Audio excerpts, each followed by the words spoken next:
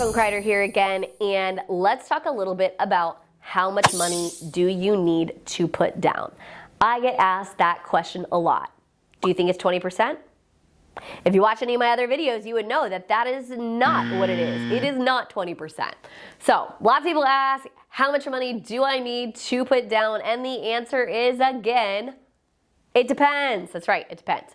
Okay, so the amount of money that you need to put down is going to depend on a few factors. Okay, number one, the type of program that you utilize, right? So in previous times, I've spoken about several different kinds of programs like VA, USDA, FHA, conventional, etc.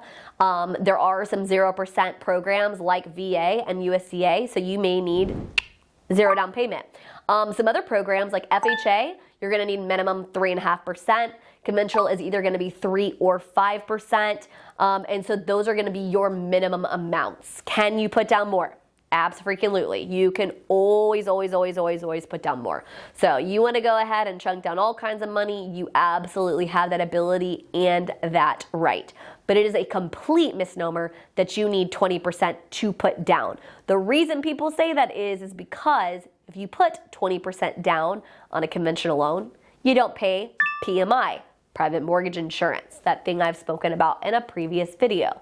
So that's something to kind of be, kind of keep in mind, if you will, right?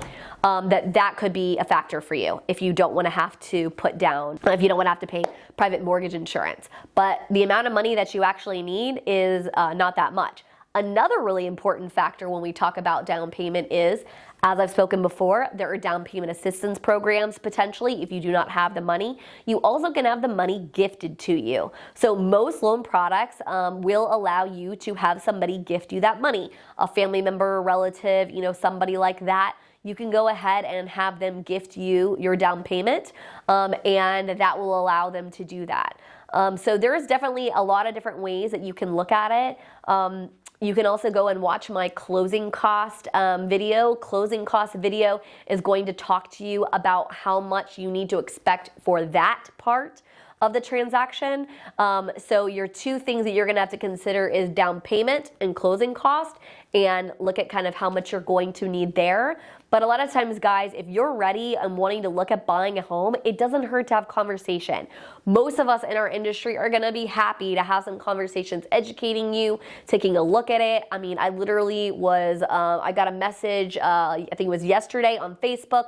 Somebody was like, hey, can you help me look to buy a house? I said, absolutely. She said, hey, I'm not quite ready yet. And I said, that's okay. I'm happy to answer questions for you, right? Myself and my team are exactly here to do just that. Like, we want to help you. We want to make sure that we are giving you the right information. So understand that it doesn't have to be this big, scary thing where you have to have millions and millions of dollars to be a homeowner. There's lots of programs that can kind of help you along the way. The important part is that you're being diligent, you're asking questions, and you're educating yourself on exactly where you need to be. So 0 to 5% is kind of your range. I mean, if you've got 5% plus, you're golden. You got plenty of money to be able to be looking for your very first home, or maybe even you're coming back into home ownership, etc.